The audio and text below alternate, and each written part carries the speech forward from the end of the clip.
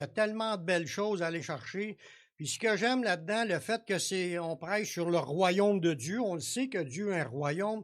On s'aperçoit, moi en tout cas, je m'en aperçois beaucoup, que plus qu'on approfondit l'étude, plus qu'on se rend compte que dans ce royaume-là, Dieu nous a parlé de ce royaume-là, puis il y a beaucoup de choses qu'il faut réaliser de ce que Dieu veut faire en nous. J'ai souvent entendu parler dans ma vie chrétienne, les gens disent « Oh, t'as accepté Jésus, tout est correct, reste chez vous, tout c'est pas grave, t'as rien à faire. » C'est pas vrai, c'est pas vrai. Quand tu t'engages à suivre Jésus, là, Jésus veut t'emmener dans plein de choses nouvelles, des choses que tu connaissais pas, des choses que tu n'avais même pas pensé. Il veut te transformer complètement, puis il veut t'utiliser. C'est fort. On se dit, ouais, mais Dieu n'a pas besoin de nous autres. C'est vrai que Dieu n'a pas besoin de nous autres, mais Dieu a choisi de vouloir nous inclure dans son plan. C'est différent. Ça veut dire qu'il a voulu se servir de nous. Comme je disais tantôt, comment croiront-ils s'il n'y a personne qui prêche? Donc, il a choisi qu'il y ait des humains qui travaillent à semer la parole pour sauver des âmes. Il n'aurait pas apparaître à tout le monde. Mais il a décidé de faire ça autrement. Il a décidé de passer par Pierre-Jean-Jacques, qui est à 3 des apôtres. Puis en réalité, il est à 12 apôtres. Puis on se met la parole partout. C'est grâce à le témoignage que d'autres ont accepté, grâce au témoignage des autres, grâce au témoignage des autres, 2000 ans plus tard, grâce au témoignage de quelqu'un, Dieu s'est servi d'un quelqu'un pour venir me l'annoncer, comme s'il s'est servi d'un quelqu'un pour vous l'annoncer. Si vous êtes là aujourd'hui, c'est parce que Dieu s'est servi de quelqu'un. Peut-être vous avez trouvé un pamphlet, peut-être c'est une émission de radio ou de télévision, peut-être que vous avez lu la Bible directement, mais il y a quelqu'un qui vous a fourni une Bible. À quelque part, peu importe notre cheminement, à quelque part, Dieu a placé des choses pour qu'on soit là. Au moment précis que Dieu a voulu, puis que là, on comprend le message, on l'accepte, puis là, on rentre dans son royaume. Puis maintenant, il veut nous utiliser. Puis pour nous utiliser, il doit changer des affaires dans notre vie. Parce que quand on est arrivé au Seigneur, on puait. Vous allez le voir tantôt dans des passages. On était loin de plaire au Seigneur. C'était même impossible pour nous, la manière qu'on marchait. Il a fallu qu'il nous pardonne, qu'il nous lave. Il nous rend présentables. Puis là, on est utilisé. C'est de même, ça marche. Parce qu'on représente son royaume. C'est important qu'on soit dans une position de personne, comme qu'on va voir aujourd'hui, juste. On marche dans la justice. Si on est des gens qui marchent dans l'injustice, des affaires croches, puis des gamiques, puis des affaires, là, on est en train de déshonorer son nom. On porte son nom. On porte le nom de Dieu sur nous. Chaque fois qu'on rouvre la bouche, on prononce le nom de Jésus, on est un représentant. C'est important qu'on ait un standing, une manière de se présenter, une manière de parler, sainte, juste, irréprochable. Pour ça, il faut Dieu a du travail à faire pour nous rendre comme ça. Comme qui dit, un exemple, comme pour un pasteur, il faut qu'il soit irréprochable. Ça ne veut pas dire qu'il est parfait, mais il y a des grosses lignes là, qui ne sont pas là, dans sa vie. Tu sais. Il y a un mode de vie, mais pour chacun des représentants, il faut qu'on soit des gens saints, des gens qui marchent droit. Aujourd'hui, on va comprendre que le Saint-Esprit veut développer en nous une marche dans la justice. Le Saint-Esprit veut nous amener dans un changement de vie radical, d'une vie de péché à une vie de justice. C'est comme une personne qui se ramasse en prison parce qu'il a fait des vols, il a fait des meurtres. C'est un injuste, il a transgressé la loi, il a vécu tout croche, il est dans la punition. Mais Dieu est venu nous chercher dans cette position-là. Des gens tout croche, punissables. On méritait le châtiment de la perdition éternelle. Mais il nous a pardonné. Puis il a passé par-dessus ces affaires-là en envoyant son fils mourir. Il nous a purifiés, puis maintenant, il nous a pris. Puis là, il commence à enlever tout ce qu'il n'y a pas d'affaires là. Hein, il fait le ménage, puis après ça, il nous utilise dans son royaume. Comme je l'ai lu la semaine passée, il y a 2 semaines, ce verset-là, dans Tite, au chapitre 2, le verset 11 et 12. Ça dit que la grâce de Dieu, source de salut pour tous les hommes, ça a été manifesté. Puis elle nous enseigne, cette grâce-là, la grâce de Dieu. Elle nous enseigne à renoncer à l'impiété et aux convoitises mondaines et à vivre dans le siècle présent selon la sagesse. On a vu la sagesse. À vivre dans la justice. C'est ce qu'on va voir aujourd'hui. La grâce de Dieu nous amène à marcher dans ce monde dans la justice. Ça veut dire que tous les chrétiens ont aussi ce but-là d'être des personnes justes. Je ne parle pas juste d'avoir été pardonné, que là, ça t'a rendu juste au départ, mais là, de marcher dans la justice le reste de ta vie. C'est de marcher droite. On en revient souvent avec l'idée de marcher droit dans différents thèmes, là, comme là, la justice, marcher dans la sainteté, marcher... Il y a plein de thèmes qu'on a vus à date, puis il y en a plusieurs qui se ressemblent un peu. Mais aujourd'hui, on va parler de la justice. Quand on parle de la justice, c'est sûr c'est d'être... Le mot qu'il y a là dans le dictionnaire, tu as le mot d'être juste, comme quand tu es déclaré juste en te convertissant.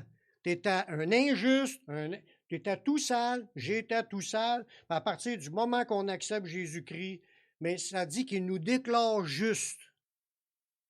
Mais là, toutes choses sont devenues nouvelles. Une de ces choses-là qu'il va ajouter, c'est qu'on marche en homme juste ou en femme juste dans ce monde, à devenir des justes qui pratiquent la justice. Là-dedans, ça s'appelle la justification. Là-dedans, la justification, c'est que tu as rendu juste au départ, mais il y a aussi une transformation pour te rendre de plus en plus juste dans ta vie, en enlevant tout ce qui n'est pas de Dieu dans notre vie.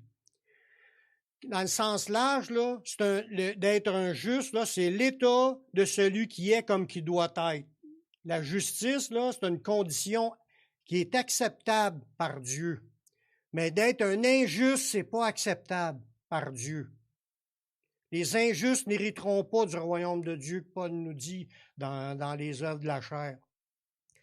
Il y a une doctrine là-dedans qui concerne, là je continue à aller dictionnaire, il y a une doctrine là-dedans qui concerne le chemin pour atteindre un état approuvé par Dieu. Il y a un chemin à atteindre pour atteindre un état qui est approuvé par Dieu. Parce que si tu as été pardonné de tes péchés, puis tu continues à pratiquer l'injustice, tu ne seras pas approuvé. Dieu n'approuve pas le péché. Il ne l'approuvait pas avant, il ne l'approuve pas après. Il n'a jamais approuvé le péché. Il y a même des choses qu'il a en horreur. Il ne peut pas accepter cela. Il faut qu'on sorte de cela. Toute chose est devenue nouveau. Un de ces points-là, c'est de devenir des justes dans notre mode de vie. Puis là-dedans, que ça soit la justice, là, d'être juste, c'est dans tes pensées, dans tes paroles, dans ta manière de vivre, ta relation avec les autres, avec ton employeur, avec Dieu. C'est sur tous les aspects. Le Saint-Esprit, ça, on arrive sur un des passages, un des chants qu'on a chanté tantôt. Le Saint-Esprit nous a annoncé qu'un puissant sauveur viendrait parmi les Juifs. Ça, c'est annoncé dans Luc au chapitre 1, verset 67, à partir de 67. C'est Zacharie qui est inspiré par le Saint-Esprit. Ça, c'est le père de Jean-Baptiste. Zacharie, son père, fut rempli du Saint-Esprit, puis prophétisant ces mots. « Béni soit le Seigneur, le Dieu d'Israël, de ce qu'il a visité, puis racheté son peuple. Il nous a suscité un puissant sauveur dans la maison de David, son serviteur. » Dieu nous a envoyé un puissant sauveur.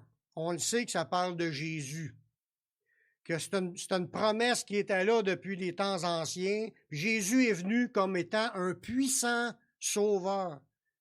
Des fois, on regarde, ouais, mais il n'a pas été si puissant que ça, il s'est fait assassiner.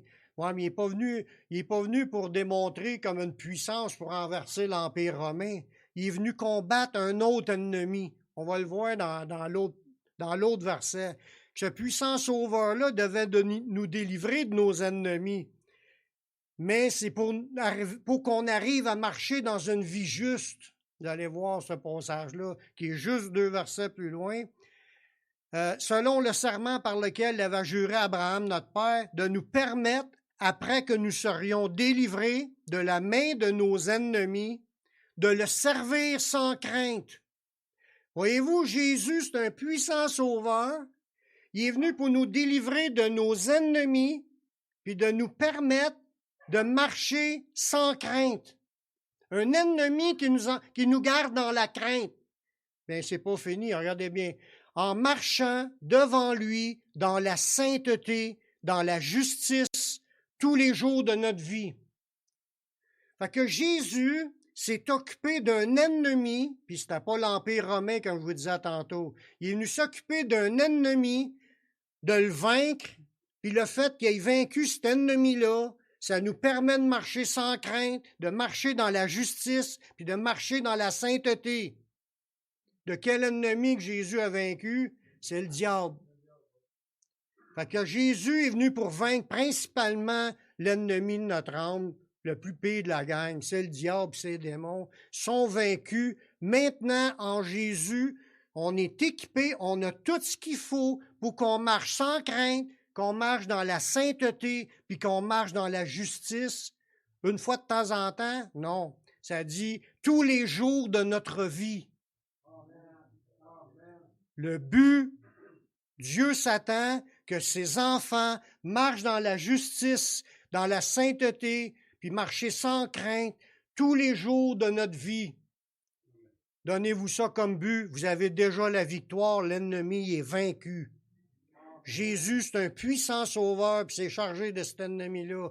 On peut, si on veut, parce qu'il a tout accompli, marcher dans une manière juste, d'une manière sainte, d'une manière sans crainte, avancer. Ce n'est pas un esprit de timidité que Dieu nous a donné, c'est un esprit de force, d'amour et de sagesse. Le fait de marcher dans la justice n'est pas une optionnelle. Ce n'est pas une affaire, peut-être qu'on va me lancer là-dedans. Non, c'est tout de suite en se convertissant, quand tu t'es repenti, tu t'es converti, il faut déjà que tu aies l'idée, je ne veux plus être comme avant, je veux devenir comme Jésus veut que je sois. Je veux vivre comme Jésus veut que je sois.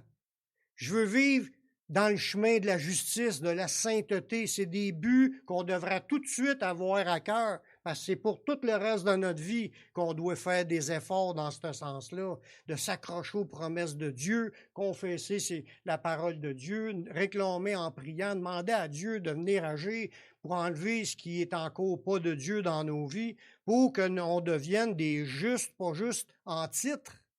Le titre de juste, c'est une chose, par le sang de Jésus, mais une marche dans la justice, ça n'est une autre. Il est très important que tous les humains, je parle des humains, c'est pas juste ceux qui sont ici devant moi, là, ni sur Internet, c'est la terre entière. Tous les humains doivent réaliser qu'il est essentiel de rechercher à marcher dans la justice de Dieu, dans l'obéissance à ce que Dieu s'attend. C'est pas juste pour les chrétiens. Toute la planète est appelée à marcher là-dedans. Comme tout le reste des autres choses que Dieu s'attend, c'est pour toute la terre qui voudrait les voir en train de servir Dieu puis de marcher d'une manière juste. Dieu n'est pas content de voir tout ce qui se passe dans le monde présentement. Là. Les guerres. Apparemment, là, dans une chose que j'ai lue, dans une chose que j'ai lue de quelqu'un m'a envoyé ça, il y aura 200 guerres présentement en cours dans le monde. On entend particulièrement parler d'une en particulier, là, mais il y en a d'autres guerres. Dieu, il n'aime pas les guerres. Dieu il voit ça, puis il a ça en horreur. Le monde s'entretue, le monde se vole, ils volent ce que les autres ont, ils veulent le contrôle ces autres. Dans Matthieu 5,20, ça nous dit, ça dit ça à tout le monde, là. Puis là, Jésus a parlé à ses disciples en disant ça, mais il vous le dit, il nous le dit, que si notre justice ne surpasse pas celle des scribes et des pharisiens, vous n'entrerez pas dans le royaume des cieux. On est rentré dans le royaume de Dieu, mais pour entrer dans ce qui est le royaume de Dieu officiellement, là, c'est rien que le jour qu'on va être rendu là, au moment de rentrer. Il y en a qui ont abandonné la marche dans la justice en cours de route. Vous allez voir tantôt dans des passages.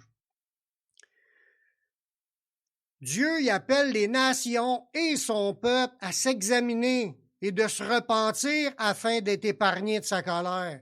Dans Sophonie, chapitre 2, versets 1 à 3, ça dit « Rentrez en vous-même, examinez-vous, nations sans pudeur. » Dieu est en train de parler aux nations. Je crois qu'il est en train de parler à la planète au complet.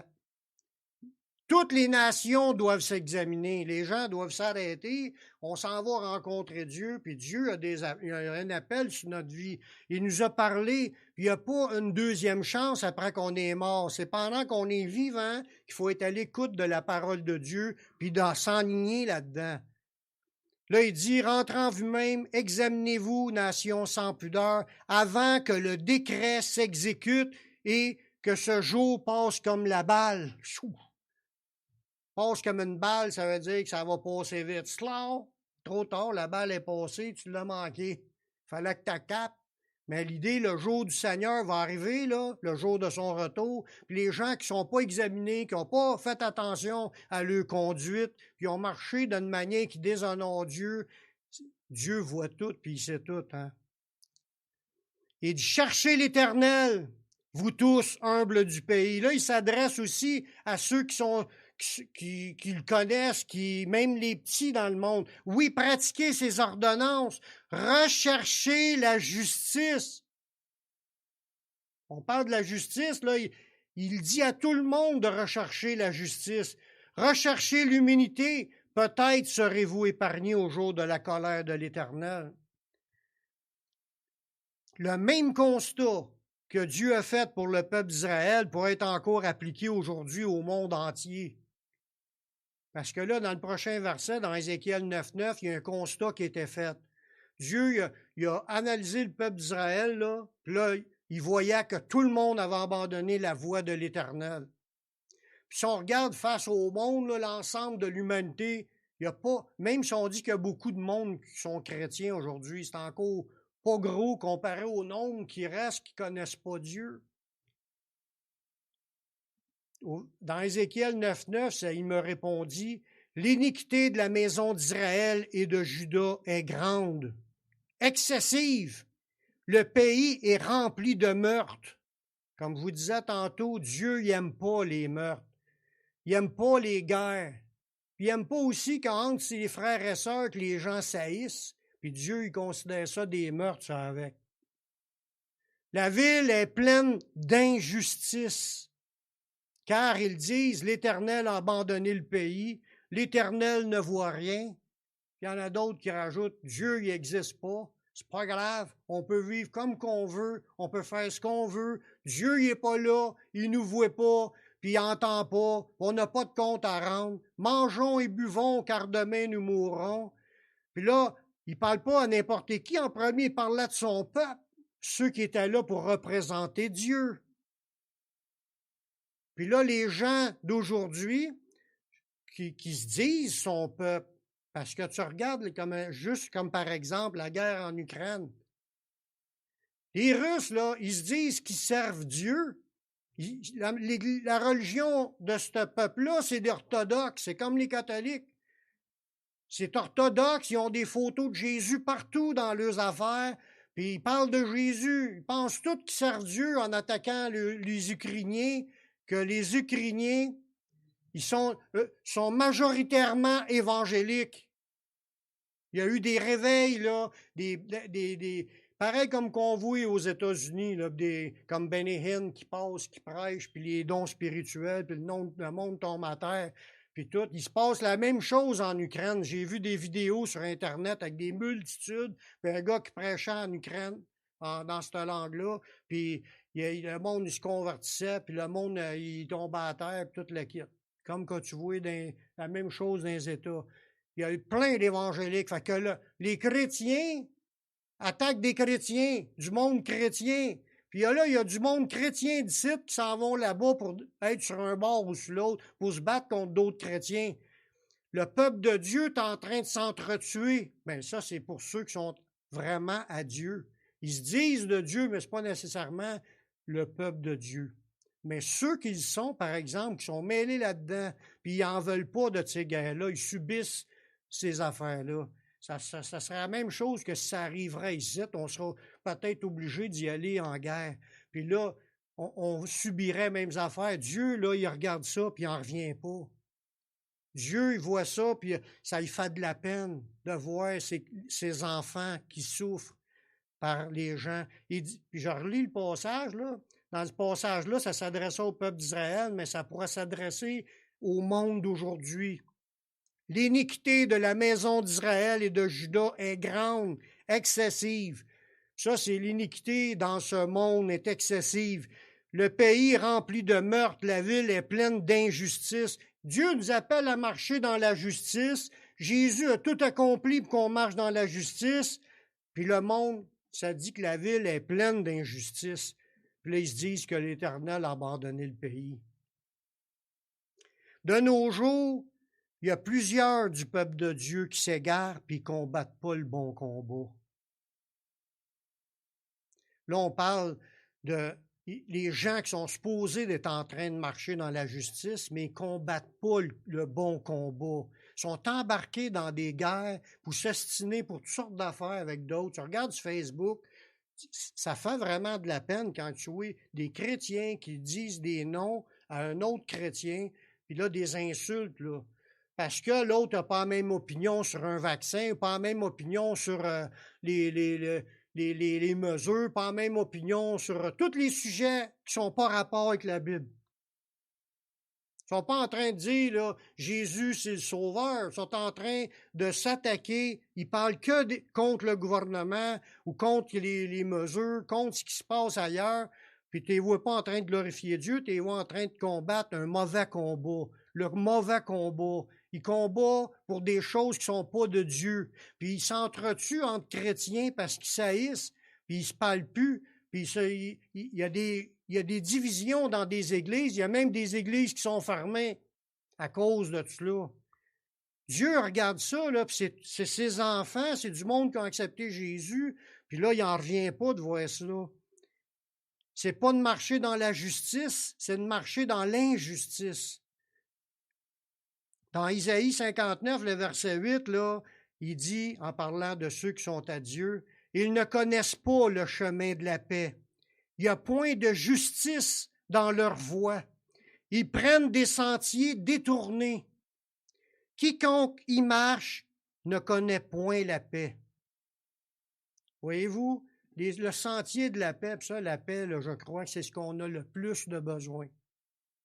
De vivre la paix de Dieu, vivre sa joie, vivre sa plénitude, d'être rempli du Saint-Esprit, puis de vivre dans sa présence, puis vivre les dons, vivre les fruits, vivre tout ce que Dieu a donné. Il n'y a rien de plus important que cela pour un chrétien.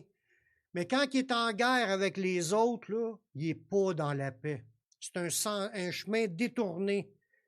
Puis il faut réaliser, frères et sœurs, faire bien attention parce que ça ne prend pas grand-chose pour tomber là-dedans.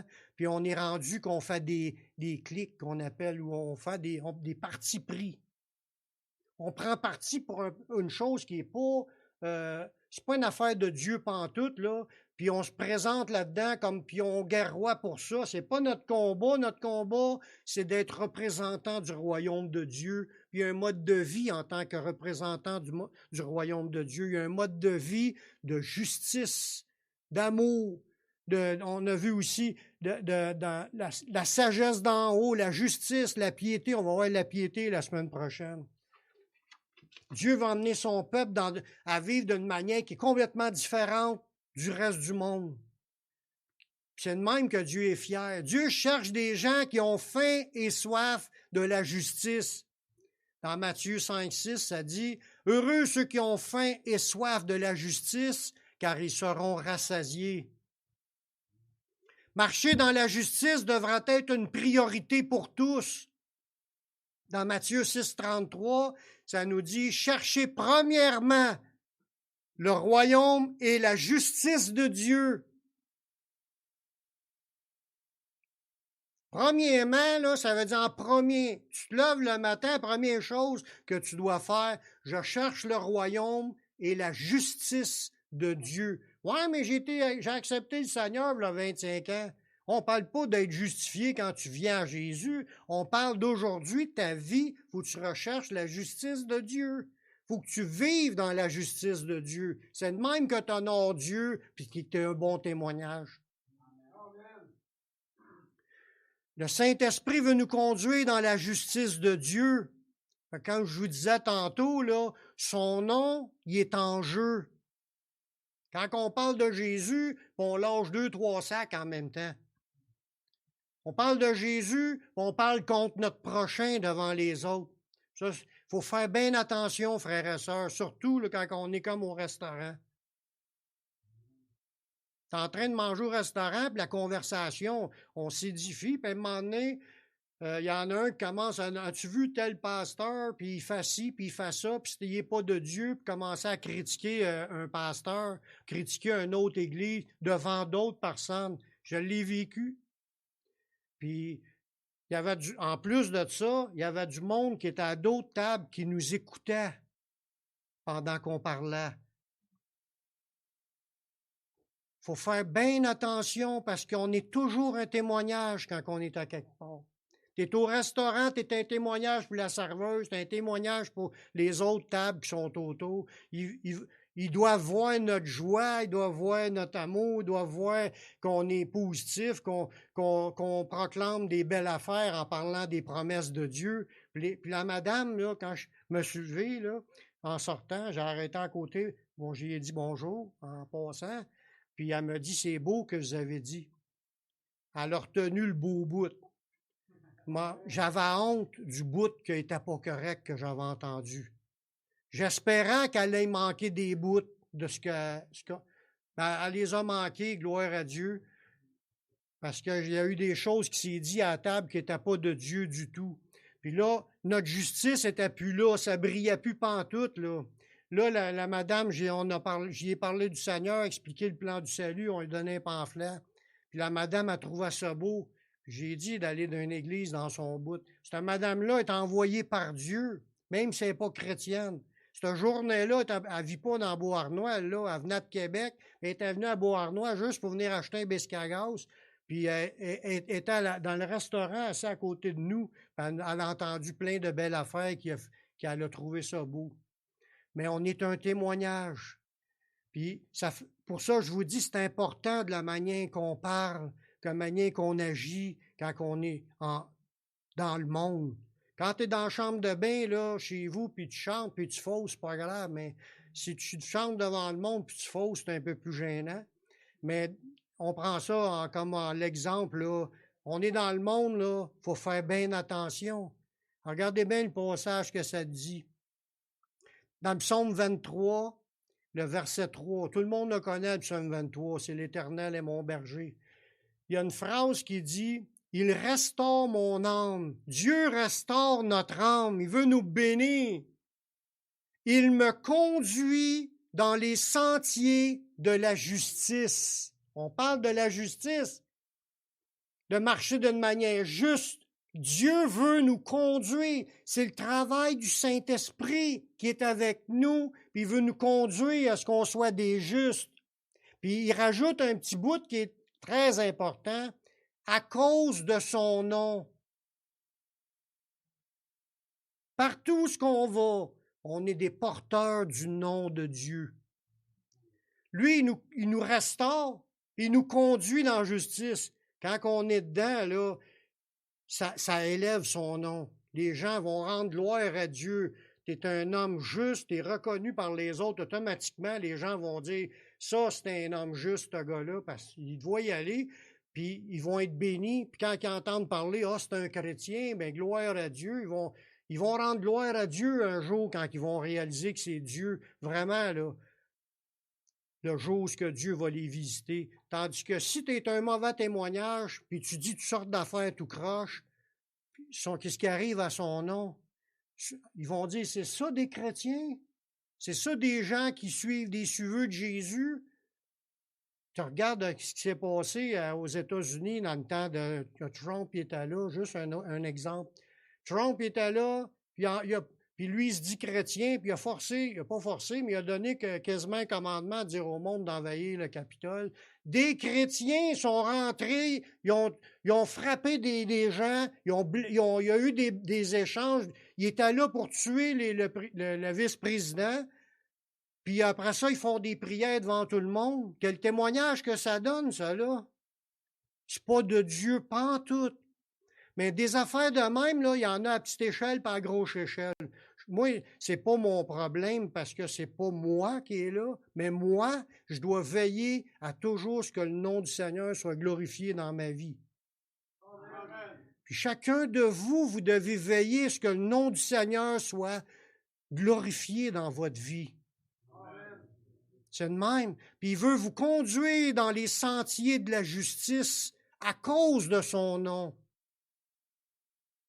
Dieu, il tient à cœur son nom. Puis il ne veut pas qu'on fasse de gaffe qui va être une occasion de chute pour quelqu'un d'autre. Comprenez? Comme c'est écrit, malheur à celui qui scandaliserait un de ses plus petits qui croit en moi. Arrêtez mieux de nous mettre une meule de moulin puis une gorocher dans la mer que de scandaliser un petit qui croit.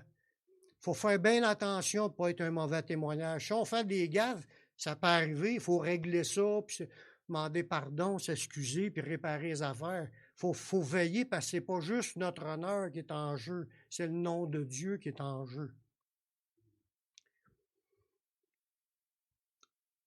Dieu a donné des éléments là, qui sont puissants, des éléments actifs pour nous conduire à marcher d'une manière juste devant Dieu. Il veut nous conduire, mais il a donné des outils pour qu'on puisse marcher dans la justice. C'est pas automatique. Tu deviendras pas un homme saint puis juste seul sans même t'en rendre compte, là.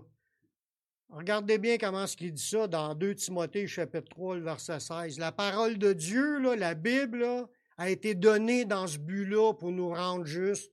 Regardez bien comment ça dit ça.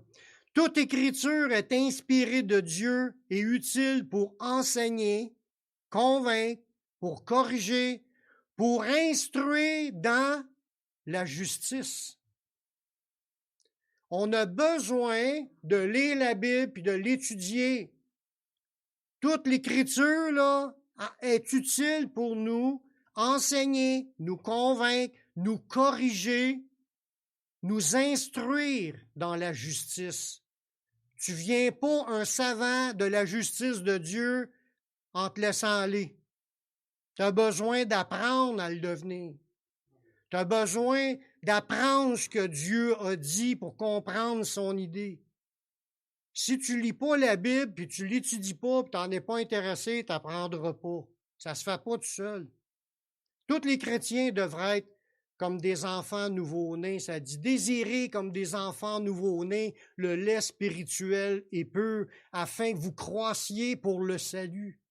On a besoin de grandir dans la compréhension pour savoir comment marcher dans ce monde. Puis il dit que c'est utile pour nous instruire dans la justice.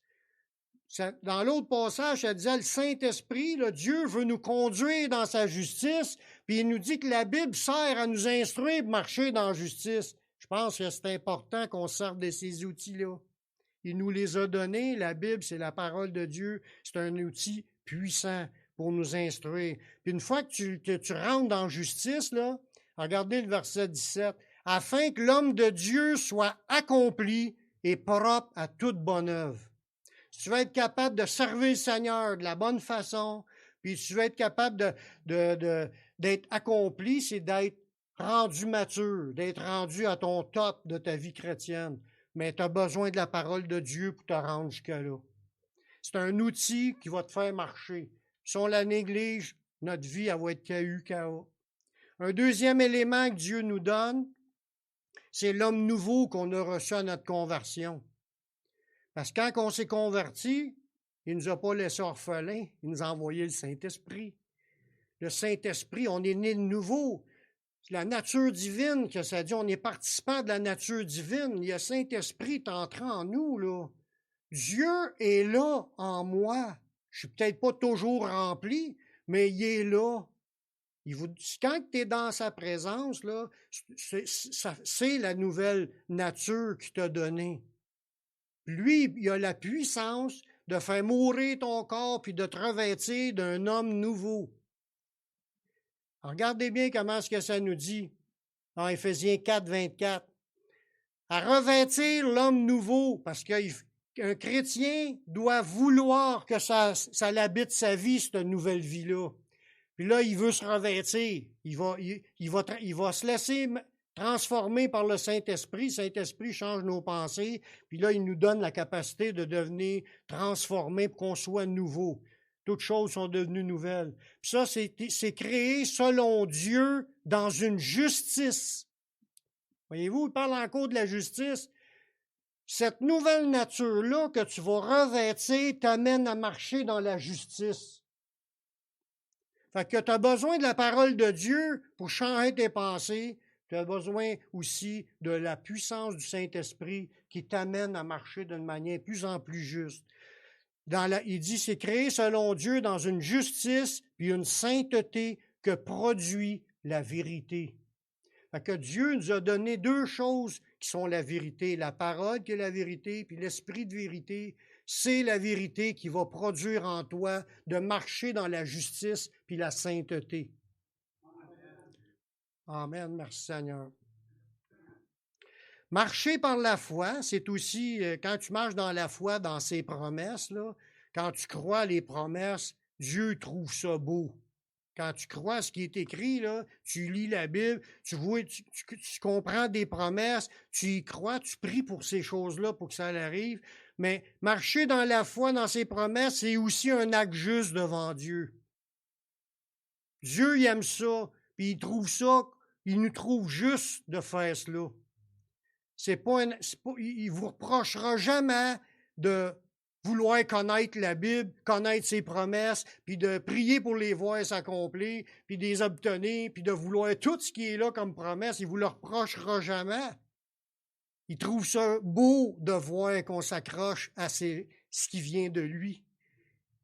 Regardez bien comment il a parlé à Abraham dans Romains 4, 20. Abraham, lui, doutait point quand il a reçu sa promesse.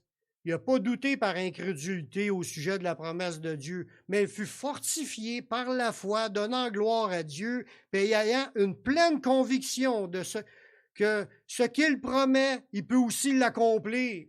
Ça veut dire qu'il était animé d'une foi, là, il avait reçu une promesse, puis il s'accrochait à sa promesse, puis il était sûr qu'il était pour l'avoir.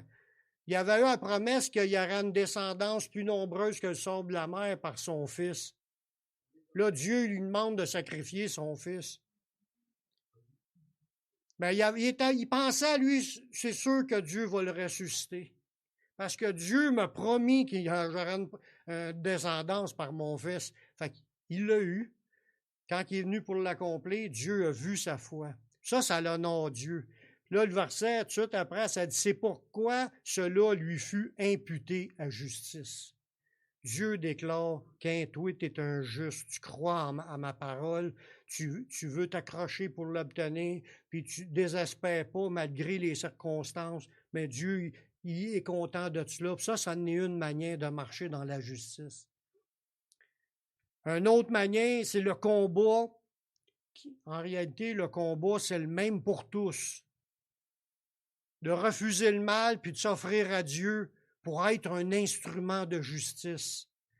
C'est le même combat pour tous les chrétiens sur la planète, de combattre contre le péché. Refuser que le mal rentre dans nos vies, puis de rechercher à ce qu'on marche de plus en plus dans les choses de Dieu. Regardez dans Romains 6, 13.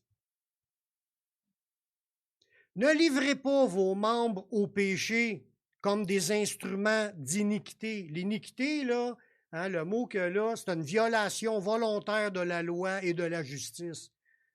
L'iniquité, c'est de la méchanceté aux yeux de Dieu, mais c'est une violation volontaire de sa loi de l'iniquité. C'est ça que le mot-là, iniquité. Fait qu'il dit, livrez pas vos membres au péché comme instrument d'iniquité, mais donnez-vous vous-même à Dieu comme étant vivant, de mort que vous étiez, et offrez à Dieu vos membres comme un instrument de justice. Ça veut dire, on devra toujours être dans ce combat-là, rejeter le péché, puis de s'offrir à Dieu, Seigneur, viens faire là, puis de prendre ma vie, je la donne, puis tout, de s'offrir à Dieu, puis ça va être toute notre vie qu'on va être comme cela. Si vous ne l'aviez pas commencé, mais il est temps. Il est temps, c'est pas des farces. Si vous avez abandonné de faire ça, revenez à cela. C'est le chemin. Les humbles du pays, quand ils parlent là tantôt, c'est ceux qui sont capables de s'humilier puis de dire oui, Seigneur, je suis un pécheur, pardonne-moi encore, qu'est-ce que j'ai fait, puis viens me changer, je me donne à toi, je veux être un outil pour ta justice. Que marcher d'une manière qui est juste. Puis ça fait partie de ce que Dieu aime, puis ce qui s'attend de nous. Puis pour lui, c'est de la justice, pas le fait de tomber. Tomber, c'est une chose, mais de demander pardon, puis de combattre, de résister, de faire des efforts pour s'en sortir, puis là, de s'offrir, de se donner à Dieu. Il y en a un beau verset que je vais vous lire, qui vient de l'Ancien Testament. C'est un enseignement du Seigneur qui nous éclaire sur une des marches dans la justice, une autre marche dans la justice. Alors, regardez bien comment il nous dit ça dans Isaïe 58 à partir du verset 6. Il appelle ça un jeûne. Là, il ne parle même pas de ne pas manger dans ce verset-là. C'est un jeûne de méchanceté. Jeûner de méchanceté, c'est s'abstenir d'être méchant. Voici le jeûne auquel je prends plaisir. Détache les chaînes de la méchanceté, dénoue les liens de la servitude, renvoie libres les opprimés, et que l'on rompe toute espèce de joug. Partage ton pain avec celui qui a faim, fais entrer dans ta maison les malheureux sans asile. Si tu vois un homme nu, couvre-le, et ne te détourne pas de ton semblable. Ça, c'est un paquet d'œuvres que tout le monde peut faire. Alors, regardez bien le verset 8, ta lumière poindra comme l'aurore et ta guérison germera promptement. On veut être guéri dans nos vies, on veut recevoir des bénédictions. Commençons à marcher un peu comme c'est écrit là.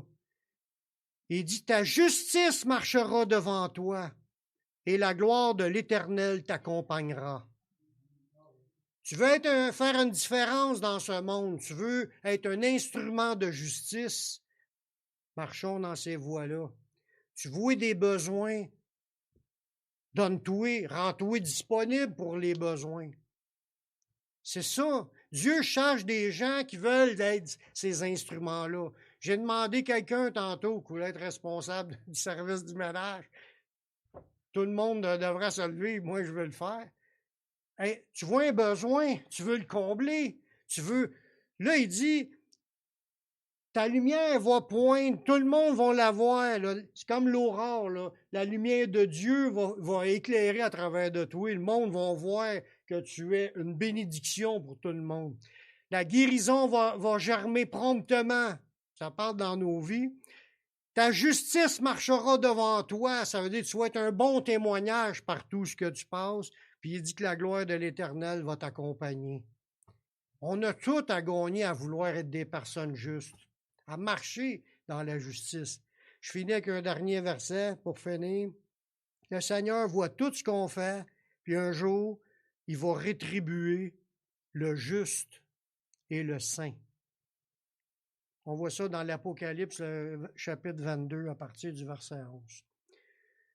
Dieu dit que celui qui est injuste soit encore injuste, que celui qui est souillé se souille encore, et que le juste pratique encore la justice, et que celui qui est saint se sanctifie encore.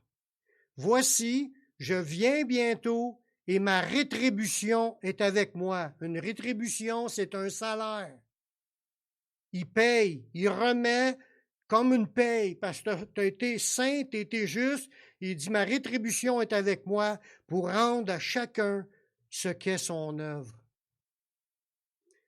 Un jour, on va arriver devant le Seigneur, puis on va recevoir selon comme qu'on a donné. On va recevoir comme selon on a vécu.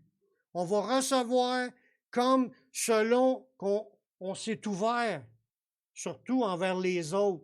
à servir le Seigneur, à faire ce que Dieu, en fin de compte, les œuvres qu'il a préparées d'avance devant nous. Mais moi, je pense qu'il faut arrêter de dire non, puis de dire oui, de plus en plus aux choses de Dieu.